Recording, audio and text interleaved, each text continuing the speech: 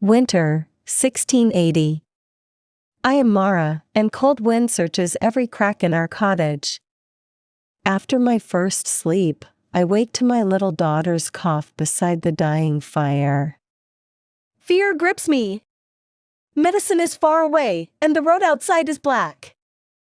I wrap her in my shawl, add our last piece of wood, and hum softly. My husband wakes.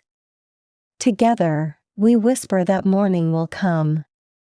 Slowly, her breathing eases. The flame steadies, and so does my heart. Between two sleeps, we listen to snow touching the roof. At last, she smiles. The night no longer feels empty, it feels like ours. Before dawn, we sleep again, three tired hearts guarding one small pocket of warmth.